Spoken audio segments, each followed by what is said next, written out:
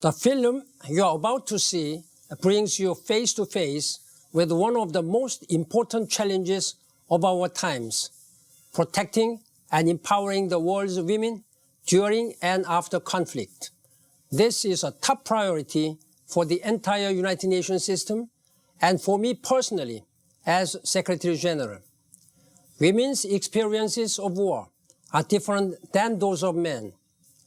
That is one of key insights contained in Security Council Resolution 1325, adopted in the year 2000, and the landmark step in raising global awareness about women, peace, and security. The resolution also recognized that women are a powerful yet untapped force for peace. Our challenge is to act on this understanding. The peacekeeping missions we deploy and the peace negotiations we support must have gender equality at their heart. We also have a collective responsibility to combat sexual violence against women and girls, to seek justice and end impunity for these crimes. The documentary you are about to see shows what the United Nations and its partners are doing to meet this challenge. You will meet peacekeepers, activists, humanitarians and survivors, women and men across the world who are champions of this cause. You will hear difficult testimony about the obstacles we face and about the mindsets that are often so hard to change. But you will also hear from women who have survived the conflict or overcome other difficulties to make a real difference for their communities and our common future. But our achievements have not yet matched the magnitude of the challenge. I'm strongly committed to doing more. I urge viewers everywhere to do their part. Empowering women and girls for peace and development is the smartest and most overdue investment the international community can make in securing a just and peaceful future for all.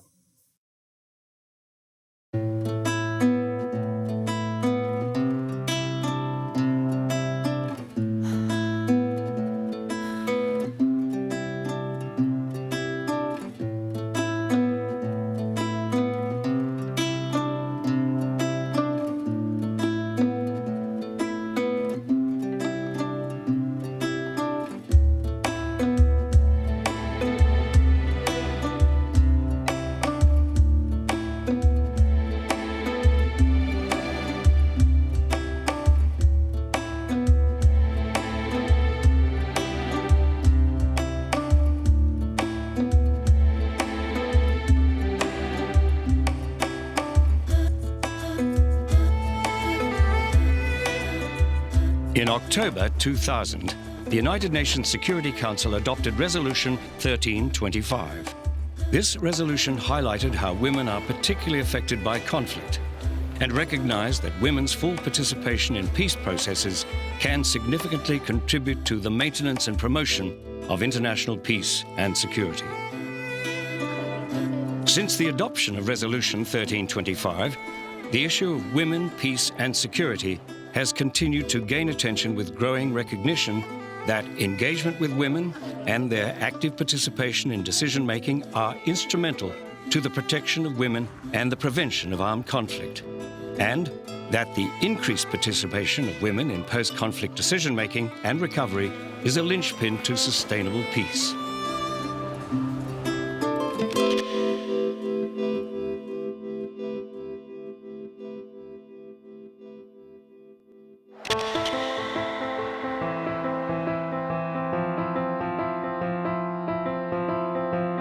For a long time, women didn't really get to have a place at the tables which were negotiating peace, seeing through the post-conflict agendas, developing the strategies going forward. So the UN Security Council had this landmark resolution on women, peace and security. It recognized that women suffer differently on conflict and that they needed specific policies and programs. But on the other hand, they acknowledged that women were part of the solution. So everything from how to address women's participation in demobilization, reintegration processes, how to ensure that in the security sector reform processes, women's participation and protection issues are being addressed. Ever since, women all over the world have adopted it as their platform for enabling them to argue the case for them to be involved in peace processes. For the past 21 years, women have been a symbol of resilience in Somalia. Men have gone to fight, families have been separated, and the victims have been mainly women. But it is the women who have succeeded to keep their families together. It is the women who have shown the way. There was one woman I met who we were talking about needs in terms of food and water and shelter. And she said to me, but what I really need the most is white cloth. And I looked at her and said, white cloth, what would you be needing that for? And she said, the least I can do, she said, I couldn't feed my children, but the least I can do is give them an honourable burial. And that voice, that incredibly powerful mother's voice, for her recovery and for getting society back together and being able to at least say that they had been dying with dignity was something that was so important. And I think that those voices have to be heard. Women make up 50% of the population. How can you possibly attempt to create and maintain international peace and security when you're excluding 50% of the population? Women and girls are those most affected by violence and conflict should also be seen as change makers, as peace builders, as people who can create a future. It's not going to just happen overnight because we are changing the ways in which people are thinking about peace and security. It's about those community groups and the responsibility of the state first and foremost to ensure that there is a safe space for people to be able to talk and engage and raise issues, that there are systems of the state, particularly the police, to provide the kind of protection that anyone in the society, it's not just about women's protection, but everyone.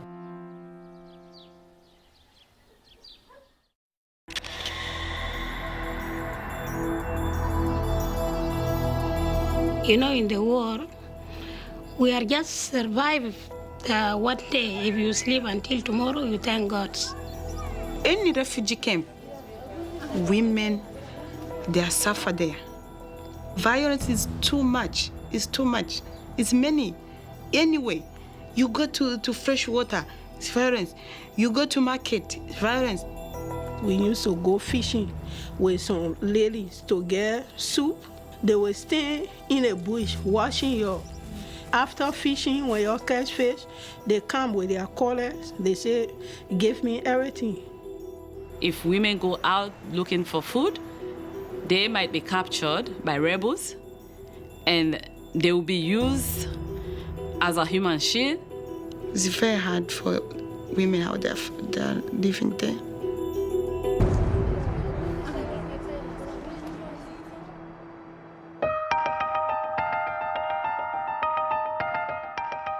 Conflicts in the latter part of the 20th century drew international attention to the vulnerability and exploitation of women as victims of gender-based violence and as the chief sufferers of dispossession and displacement. Conflict disrupts people's lives, and women and children particularly are the first to be displaced. And they lose their lands and they lose everything. Even after conflict ends, women will not go back to farm. They won't go back to the productive activities. Girls won't go back to school because there are no securities. I have accounts from women, giving birth near creeks. A lot of young girls who were caught in the war, who never went to finish school, high school or senior high school, and they were forced to get married as teenagers, just so that they had a man to stand by them for protection. It's really important that we look at the range of threats and the range of experience that crises have on women and men. So to ensure that, say, women that are displaced by a conflict or crises have sufficient assistance, such as food, water, and shelter. And there are big issues for people in terms of the violence that they have encountered, the abuse that they've encountered, all of which has a huge impact on them psychologically. Women and children, and occasionally men, are subject to sexual violence in conflict zones, and this is often used as a weapon of war. The international community has recognized this and started to respond. I think we're fighting these three misconceptions. First, that it is inevitable, that this is a part of every war since the beginning of time. Secondly, that it is unspeakable, that this is it's about sex, they think, or it's about something that is so shameful that it should not be mentioned, and the shame falls on the victims and not the perpetrators. And thirdly, that this is a lesser crime. Perpetrators are using sexual violence to displace populations, for instance, to send messages, to send signals. It's in a sense a method of total warfare. You are a 20-year-old young lieutenant or lance corporal going on a night patrol, and you face a 13-year-old girl having been gang raped by 4 either rebels or Congolese or government soldiers. What are you going to do? I have been for 39 years in Marine Corps. I thought that I had seen all the atrocities that you can think of. I was not prepared for sexual violence. What I saw on sexual violence, I was not. So if I'm not prepared, then how can be the lance corporal that we were talking about, facing this 13-year-old girl being gang raped? What are you going to do? You cannot walk away from it. You have to take action. Peacekeeping operations play an important role in the protection of women and girls. Specialized training for peacekeepers on how to address conflict-related sexual violence has been developed. However, what is also needed to support this is better system-wide protection of the vulnerable, including better data to enable better responses to sexual and gender-based violence. Many actors, both international and local, are working to achieve this. In the Congo, we have organized networks of people around the villages, actually supplying them with cell phones, so then immediate information that allows us to react. And we have also organized small patrols to escort women going to the marketplace. We have the concept of community policing to actually engage the communities through the process and bridging the gap between the communities and the police to ensure that they are able to provide that protective blanket. Women and girls, they know themselves what the threats are that they face, and they should be determining the solutions. So no matter how difficult it is to access them, no matter what the security issues are, it's absolutely imperative that women and girls are involved in the design of the solutions for them. Invest heavily in women, listen to the women in the villages, advocate with your opponents to stop that violence. Make sure that your troops are really prepared for it. While system-wide protection is improving, the international community has also strengthened its mechanisms to hold perpetrators to account. The Secretary-General is now able to list those parties credibly suspected of committing or being responsible for patterns of sexual violence in situations on the Security Council's agenda. In international humanitarian law, the law of war, you find in the 4 Geneva Conventions and their 2 additional protocols many statements about the fact that sexual violence is prohibited. We see at the International Criminal Court that sexual violence is a war crime. Prosecuting sexual violence, even in peacetime, is a very difficult thing. How do we do it without further making the life and the experience of the survivor horrific? I think we need equally as serious and intense focus and spotlight on men as perpetrators. When we travel, we ask the question, well, what does it cost in this community to rape a girl?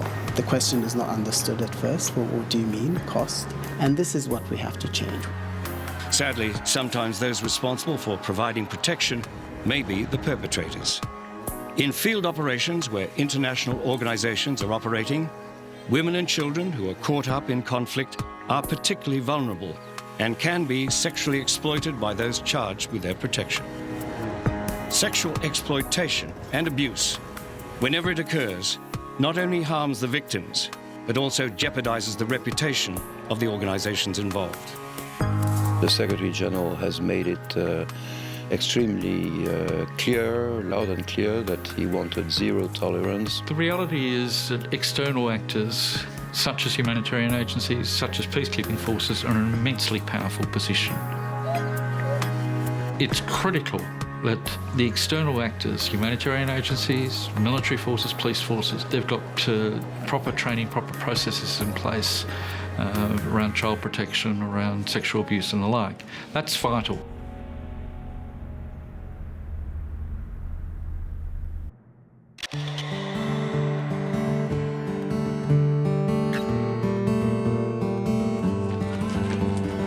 The first thing is education, to be educated. Because all these people, especially women, we are suffering. We don't know what to do, and then we don't know what is going on. Because most of women, we didn't go to school. If a group of women work for peace and security, for example, at the military area or as a police woman, then other young girls will be encouraged to join them. I do to put the story of back home to our children, and I do to tell them, be the children for the future. Because the country with war, there is no any benefit. Be a peace, be a children of peace.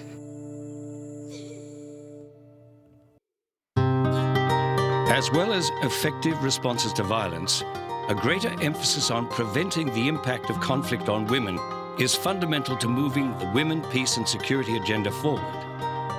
Incorporating a gender perspective in conflict prevention activities and strategies and recognizing the role of women in preventing conflict is key. We need to still continue working stronger to see how we can prevent violence against women from happening. We have done a lot, and we have been training our peacekeepers, our peace forces.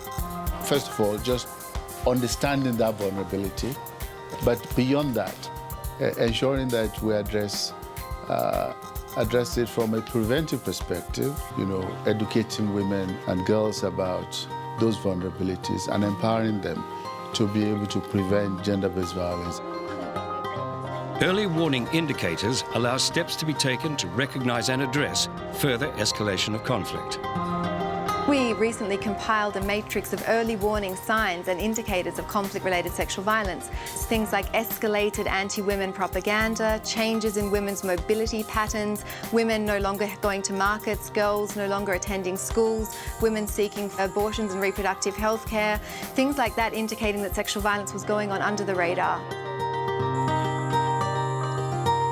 Police play a key role in prevention by working at the community level in both cities and villages. What more can be done is to have a more preventive approach, and that could be early warning systems, build a trust amongst themselves to know how to react when they see threats or they see something coming.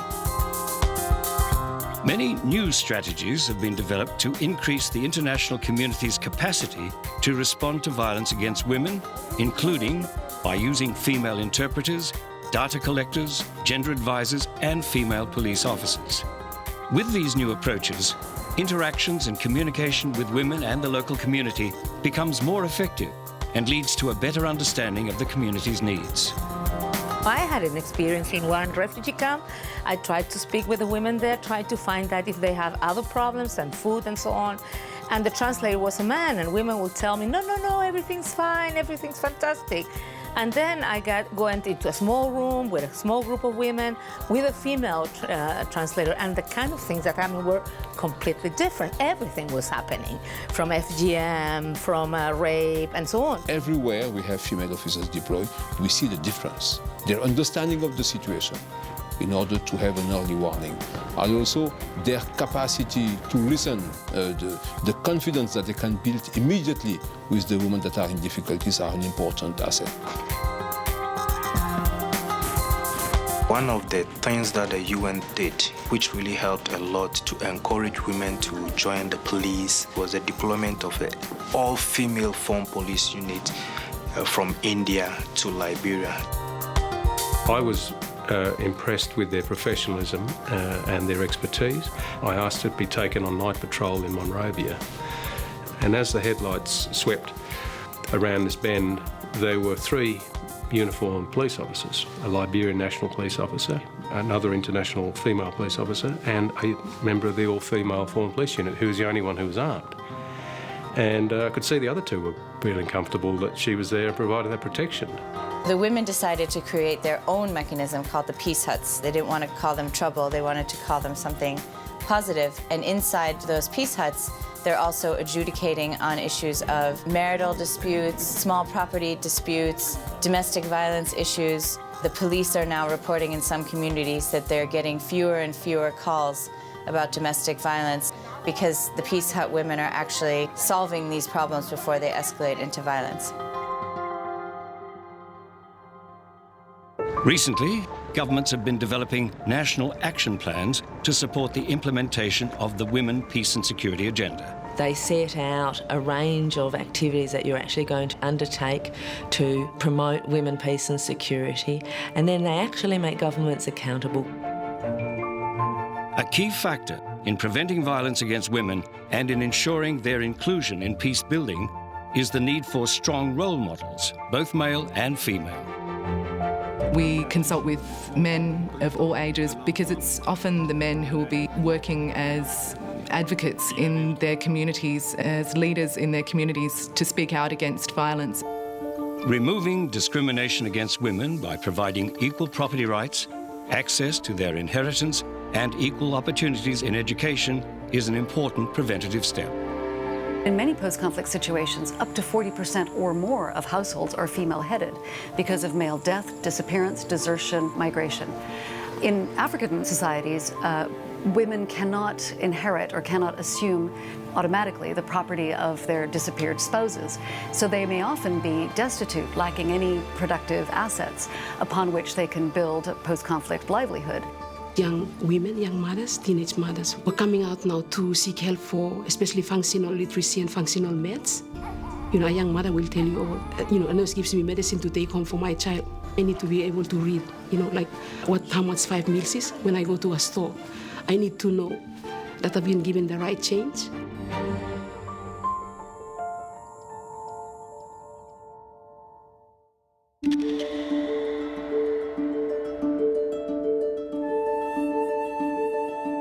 nabaddu way ka shaqayn lahaayeen laakiin xorba ma ahan ayay markasta maxay tad dhibaatada lagu haya marka waxba kama qaban karaan ilmahooda. It's not we feel, it's how we grow up. Women will not have anything to say. I think they need to know their right. They need to know they have right to speak out. They need to know they can bring peace. Give empowerment to women to have a say in this war. We want to stop the war because war is killing our children. We really want the world attention to be continued for women's support in Afghanistan, and that's the only hope of Afghan women. We need to stand firm. We need to let the people know that some of these things are wrong. They are not good for us anymore. The situation is, yes, it's very hard. Women courageous and perseverance. Educated the human, no give up, no, be strong. Our contributions in peacemaking is very, very important because as women, we too have greater ideas that we can give to the communities. So we should be involved in peacemaking. Resolution 1325 and subsequent resolutions call for strengthening women's participation as peacemakers and peace builders, including in peace processes and governance mechanisms. While the benefits of including women in conflict resolution and peace building are well documented, the reality is that women are largely excluded from formal peace processes and the institutions that can prevent, manage and resolve conflict. During 1990 to 2010, you've seen more than 565 peace agreements and peace settlements. Only in 16% of them, the word women issue is mentioned. Only in 7% of them, gender equality or women's rights is mentioned. And only 3% of them, gender-based violence is mentioned. In all of them, there was gender-based violence and women's rights were violated. But to tell you that it's not yet there, we're not yet there. One of the problems is, of course, is that these conflicts seem to be endemic and they repeat themselves over and over again. And we need to beat that cycle. We need to start solving problems other than just letting the 3 or 4 guys who were leading the armies sit down and cut and take the results and try to divide them up among themselves. So it's absolutely critical that over half of the society that's there, it's bearing most of the brunt, be involved in the peace agreements. All the civil society conferences we've been holding, workshops, we always insist that there must be 30% women representation. There's still resentment, particularly in the establishment, about social representation. They're not allowed to have a say when women are discussing. They're not allowed to take part in decision-making and all of that. Those traditions still persist. Rwanda is the one I like to quote most, where 34% of parliamentarians are women. And it's not just having women in parliament, but then seeing the bills that are passed as a result. And one can see the results there today. Women's role in public life, for me, is very important. The power of women's own advocacy must not be underestimated. International support for local organizations can help to strengthen the voices of women around the world. A lot gets said about the need for capacity building and capacity strengthening, and that is certainly there. But there is also a lot of capacity that does exist within these communities. We also, as a humanitarian organization, very often work with women to try and find solutions for other women. So one also has to remove a little bit this notion that women are only victims. No, they're very much actors of their situations. They want to influence, and therefore one also has to work with their sense of resilience and their real capacities to influence change among their community. We need to support very strong women's organizations that have been in their own countries fighting for peace, and to help them that their voices will be heard, because they are there, they have been doing their job. I can cite the movement known as Mothers for Peace, the members of which do a lot of capacity building for women in their area. They also mobilize resources for small projects. They link up the women in the communities to other institutions so that they can find out how these agencies can help these women on the ground. Even in very so-called repressive societies, you will find a plethora of women's organizations who are working very, very hard to build peace in their communities. That's not to say that it's easy or that it's not very dangerous for some of them.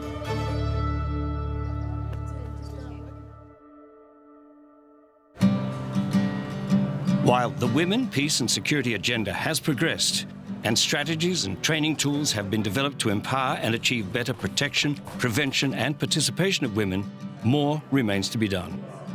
Building effective institutional arrangements to guarantee women's protection and their full participation in peace processes will pay dividends by building a better, more resilient future, which will support the maintenance and promotion of international peace and security. There's a lot of skills, a lot of training, a lot of support, a lot of empowerment of women to be done. But what we know is that women are peacemakers, that women want to be involved, that they've played very important roles in a number of countries which have been through great trauma. And from the best experiences and practices we've seen around the world, we can support other women too to play these roles. Imagine the discussion that would happen if 20 men were in a room talking about what they need for the future. Then imagine the discussion if 20 women were in the room talking about what they need for the future. Both discussions are going to be incredibly different and varied, but imagine if we had a room where we had 10 women and 10 men talking about what they need for the future and how they can build a sustainable peace for the future generations. So challenge ourselves, set benchmarks that deliver on the standards. It has to have real impact, which is visible. The judge of our effort is ultimately the communities that we are serving. What the international community needs to do at this point is take responsibility for the commitments it's already made. Every time there's work done on preventive diplomacy, every time there's work done in a peace process, every time there's rebuilding financing, support given to the rebuilding of institutions post-conflict, the questions must be asked. Where are women, and am I including women's rights in all of these efforts? So I think that would be great for women, if they want them to involve in peacemaking. So we do everything equally, not equally, but side by side.